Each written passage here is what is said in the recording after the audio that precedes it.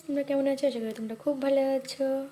আমি চলে এসেছি রান্নাঘরে। এখন বাজে প্রায় 1:40। আর একটু পরে রান্না সেরে স্নান করে এশাকে নিতে যাব স্কুলে। এশার পরীক্ষা চলছে, তাই ভাবছি একটা রান্না সেরেই নেই। এশার পাপা কিন্তু আলু সেদ্ধ করে যে আলুর ডালটা খেতে খুব ভীষণ ভালোবাসে, ডিম দিয়ে। এই যে দেখতে পাচ্ছ আমি 4টে পোলট্রির ডিম দিয়েছি, একটা হাঁসের ডিম দিয়েছি। হাঁসের ডিম খেতে ভালোবাসে। আর দেখো এই যে সব ওই যে আদা থেতো, রসুন থেতো সব কিছু আমি নিয়ে নিয়েছি হাতের কাছে। আগে হচ্ছে কিছু পাঁপড় ভেজে নিব আমি।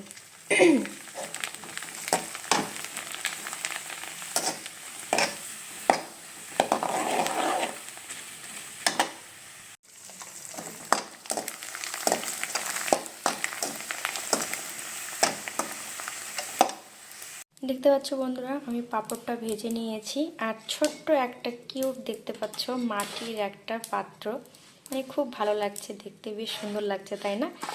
এই যে দুদিন আগে এসে পাপা দই নিয়ে এসেছিলো, দই খেয়ে শেষ, ওই জন্য আমি ধুয়ে কত সুন্দর কিউট জিনিসটা ব্যবহার করছি। আমি ভালো লাগছে। আমি ভেবেছি একদিন এখানে আমি ডিম পোস্ট করবো, কেমন হবে জানি না। এখানে একটা পাঁপড় রয়ে গিয়েছে, পড়ে গিয়েছে এখানে। আমি এই যে বাকি তেলটাতে ডিমটা দিয়ে দিয়েছি, একটু হলুদ দিচ্ছি।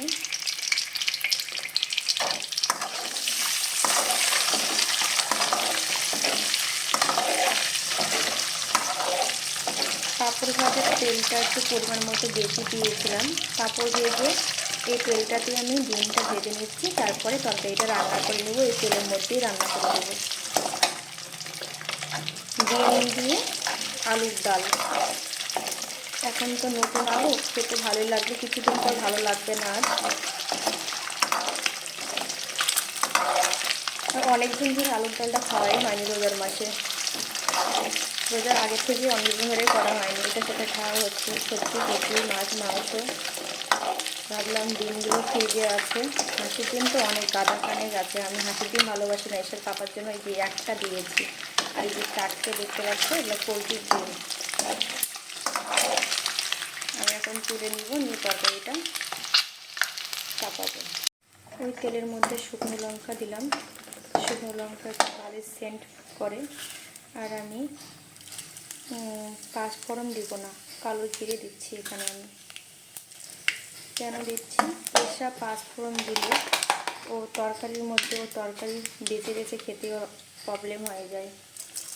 গোটা জিরে দিয়ে দিচ্ছি।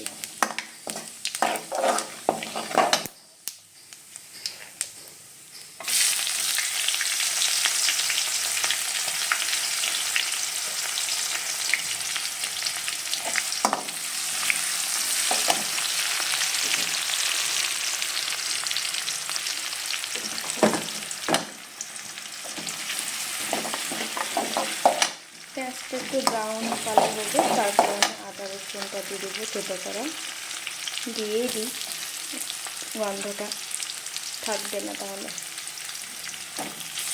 আদা রসুনের কাঁচা যে গন্ধটা।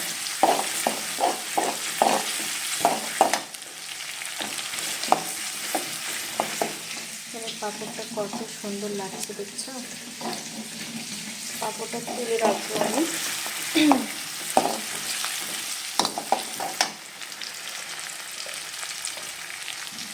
একটু কাঁচা লঙ্কা,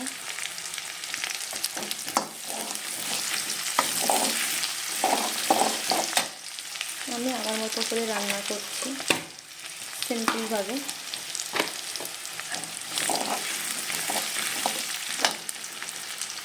টমেটোটা দিয়ে দিলাম।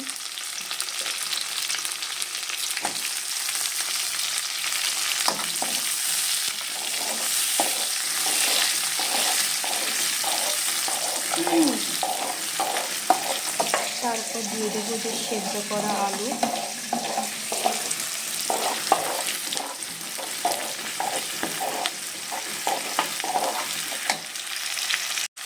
তারপর সেদ্ধ করা আলুটা ঢেলে দেবো।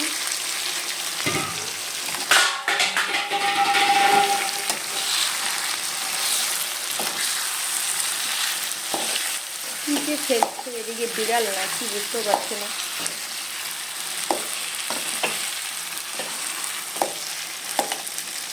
আমি কিন্তু হলুদ দিইনি, হলুদটা আমি পরেই দেবো।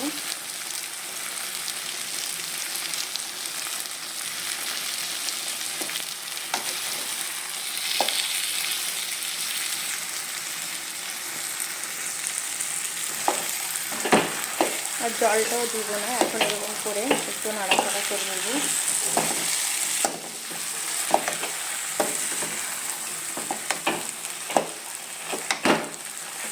লবণ কিন্তু দেইনি বন্ধুরা, একটু পরে দেবো লবণটা।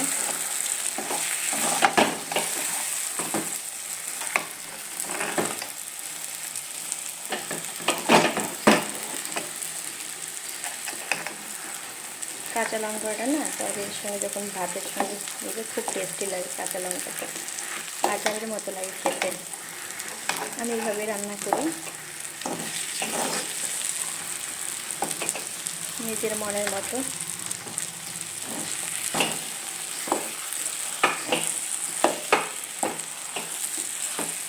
বিয়ের আগে কিন্তু কোনোদিন রান্না করিনি, সব কিন্তু বিয়ের পরেই রান্না।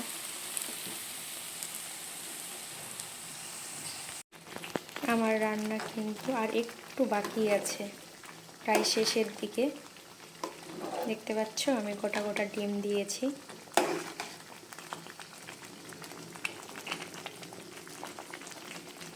কাঁচা লঙ্কাও দিয়েছি,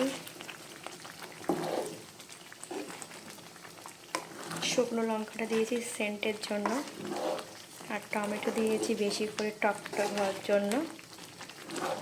কেমন হয়েছে কমেন্টে বলবে, আর যার খেতে ইচ্ছে করবে তাই কিন্তু চলে আসতে পারে।